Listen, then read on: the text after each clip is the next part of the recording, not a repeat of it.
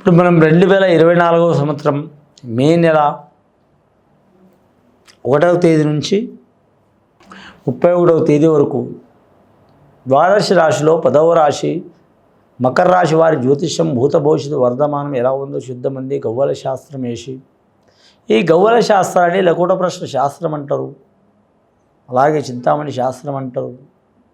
ఈ గవ్వలు వారి పేరు మీద వేసి అంటే గవ్వలు వేసండి, వాటిని లెక్కబెట్టి కౌంట్ చేసి మకర రాశి వారి జ్యోతిషం ఎలా ఉందో 2024వ సంవత్సరంలో, అలాగే ఈ క్రోధినామ సంవత్సరంలో, అలాగే ఈ అలాగే ఈ మే నెలలో 1వ తేదీ నుంచి 31వ తేదీ వరకు భూత భవిష్యత్తు వర్ధమానం ఎలా ఉందో యోగ బలం చూద్దామండి. మకర రాశి వారి జాతకంలో చూడాలంటే మాత్రం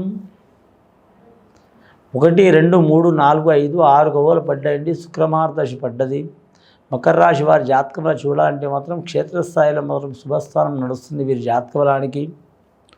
అలాగే వీరి జాతకంలో చూడాలంటే మాత్రం ధనం మాత్రం విపరీతంగా ఖర్చు అవుతుంది. ఆరోగ్యంలో మాత్రం ఇబ్బందులు వచ్చే అవకాశం ఉన్నాయి. సంసారంలో చికాకులు వచ్చే అవకాశం ఉన్నది. వీరికి కీర్తి చాలా ఉంటుంది. ఎక్కడ పోయినా మాత్రం మొండి ధైర్యంతో కలిసి వస్తారు. మకరం అంటేనే మొసలి రాశి. మొసలి అంటే స్థానబలం ఎక్కువ ఉంటుంది. వారు ఒక స్థానం అంటూ కాదు, ఏ స్థానంలో పోయినా సరే మాత్రం ఓ సైన్యాన్ని నిర్మించుకున్నంత పని చేస్తారు. ఎక్కడ పోయినా సరే మాత్రం కలిసి వచ్చే అవకాశాలు చాలా ఉంటాయి. యథార్థవాది లోక విరోధి అంటారుగా, అలాంటి స్వభావం ఉంటుంది వీరి కాడ, కపటం ఉండదు. అలాగే శ్రీ వెంకటేశ్వర స్వామి పుట్టింది కలియుగ దైవం. శ్రావణ నక్షత్రంలో మకర రాశిలో నుండి శ్రావణ నక్షత్రం వారికి చాలా వరకు శుభయోగాలు ఉంటాయి. అలాగే చాలా ఇబ్బందులు కూడా ఉంటాయి. ధనిష్ఠ నక్షత్రం పుట్టినవారు సుబ్రహ్మణ్యేశ్వర స్వామి ఆరాధన చేయటం చాలా మంచిది. అద్భుతమైన నక్షత్రం అయినా సరే వారికి కూడా ఇబ్బందులు ఉంటాయి. ఆ ఇబ్బందులను ఎదుర్కొనే యోగ బలం ఉంటుంది. ముఖ్యంగా వీరి జాతకంలో చూడాలంటే మాత్రం అన్నదానం, గోదానం, భూదానం, వస్త్రదానం, కన్యాదానం చేయడం కూడా చాలా మంచిది. కన్యాదానం అంటే కళ్యాణం చేయడం కూడా చాలా మంచిది. ఇల్లు కట్టడం, నిర్మించడం, కొనడం, తీసుకోవడం మాత్రం చాలా వరకు ఇబ్బందికరం ఉంటుంది. అన్నదమ్ములతో సహకారం ఉండదు. ఆరోగ్యంలో మాత్రం ఖచ్చితంగా ప్రభావం వచ్చే అవకాశం ఉంటుంది వీరి జాతక బలంలో. నమ్మిన వారు మోసం చేసే అవకాశం ఉంటుందండి. చాలా జాగ్రత్తలు పాటించాలి. రెండవసారి గవ్వలే చూద్దామంటే మొదటిసారి 6 గవ్వలు పడ్డాయి.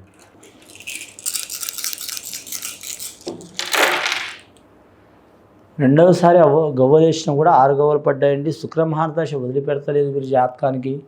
శుక్రుడు ఉచ్చస్థానంలో ఉంటే స్త్రీ సాయం, అలంకార ప్రాయం, అలాగే వైభోగం. భోగం వేరు, వైభోగం వేరండి. వైభోగం అంటే ధనం, యశస్సు, స్త్రీ, సంతానం, అలాగే వాహనం, ఉద్యోగం, వ్యాపారం అన్నీ కలిసి వస్తాయి. భోగం అంటే మాత్రం 2-3 రకాలు ఉంటుంది. ఎక్కడ పోయినా సుఖయోగం ఉంటుంది జాతక బలానికి. ఉచ్చస్థానం ఉంటే, అదే నీచస్థానంలో ఉంటే భార్యాభర్తలు విడిపోవటం, సంసారం నష్టం కావటం, కుటుంబంలో నష్టం కావటం, సంతానం అరిష్టం కావటం, అలాగే మాత్రం శత్రువులు మిత్రులుగా మారటం, మిత్రులు శత్రువులుగా మారటం, మతి భ్రాంశనం అవ్వటం, మనస్థిమితంగా లేకపోవటం, ఇలాంటి సంఘటనలు జరిగే అవకాశాలు ఉంటాయి. ఇలాంటి సంఘటనలు ఉన్నవారు మాత్రం ఖచ్చితంగా వీరు మాత్రం శుక్రమహారదశికి సంబంధించిన ఆ శుక్రగ్రహాన్ని పూజ చేయడం చాలా వరకు మంచిది. నవగ్రహాలతో పాటు శుక్రుడిని పూజ చేయాలి. శుక్రవారం. అలాగే వీరికి ఎల్నాటి శని ప్రభావం ఉంది కాబట్టి అందరికీ తెలిసిన విషయమే. ముఖ్యంగా మకర రాశిలో పుట్టినవారు, శ్రావణ నక్షత్రంలో పుట్టినవారు, ధనిష్ఠ నక్షత్రంలో పుట్టినవారు ఖచ్చితంగా శనీశ్వరుని పూజ చేయించడం, అలాగే నువ్వుల నూనెతో దీపారాధన చేయటం చాలా మంచిది.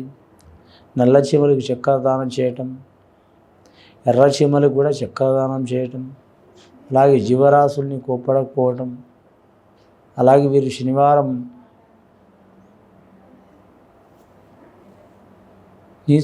మాంసభక్షం అలవాటు ఉండటం మానివేయటం చాలా వరకు మంచిది. అలాగే 4 కాళ్ళ జీవి కావచ్చు, 2 కాళ్ళ జీవి కావచ్చు, ప్రేమగా చూసుకోవడం చాలా మంచిది. అలాగే ఏ చెట్టు అయినా సరే సడన్గా మాత్రం ఆకుని తెంపకపోవటం ఇలాంటి సంఘటనలు చేస్తే చాలా మంచిదండి. మూడవసారి గవ్వలే చూద్దామండి ఎలా ఉందో వీరి జ్యోతిష బలం చూద్దామండి. ఇప్పటివరకైతే 12 గవ్వలు పడ్డాయండి. మూడవసారి గవ్వలేస్తే 3 గవ్వలు పడ్డాయండి. చాలా వరకు శుభం గవ్వలు పడ్డాయండి. గురు మహాదశ వీరి జాతకంలో రాజకీయ నాయకుల మాత్రం తిరుగు ఉండదు, కలిసి వచ్చే అవకాశం ఉంటుంది. ఈ కాలంలో రాజకీయ నాయకులు కొన్ని లక్షలు ఖర్చు అవుతున్నాయి అంటున్నారు, కానీ 1,00,000 అవుతున్నాయి అంటున్నారు, కానీ 20 లక్షలు అవుతున్నాయండి. అది సామాన్యమైన మానవులు కూడా తెలుసు. 1 కోటి అవుతున్నాయి అంటున్నారు, కానీ 20 కోట్లు కూడా అవుతున్నాయి. 10 కోట్లు అవుతున్నాయి అంటున్నారు, కానీ 100 కోట్లు కూడా అవుతున్నాయి. ముఖ్యంగా వీరికి ఎంత డబ్బు ఖర్చు అయినా సరే మాత్రం రాజకీయ రంగంలో మాత్రం పక్కా కలిసి వచ్చే అవకాశం ఉంటుందండి. అలాగే కోర్టు కేసులు, చిక్కులు, చికాకులు ఉన్నవారు, వివాదస్థమైన ఇబ్బందులు ఉన్నవారు సుప్రీంకోర్టు తరఫున, హైకోర్టు తరఫున, జిల్లా కోర్టు తరఫున ఎన్ని ఇబ్బందులు వచ్చినా పక్కన నడిచే అవకాశం, ఆ పక్కనున్న చిక్కులు తొలగి వారు మంచి ఒక దారి నడిచే అవకాశం ఉంటుందండి. అలాంటి సంఘటనలు, చిక్కులు, చికాకులు వెళ్ళిపోవాలంటే వీరు ఖచ్చితంగా మీరు జాతకంలో చూడాలంటే అనాథ బాలికల్ని, బాలల్ని, అలాగే దివ్యాంగుల్ని, అలాగే చేతకాని వారిని, అలాగే మాత్రం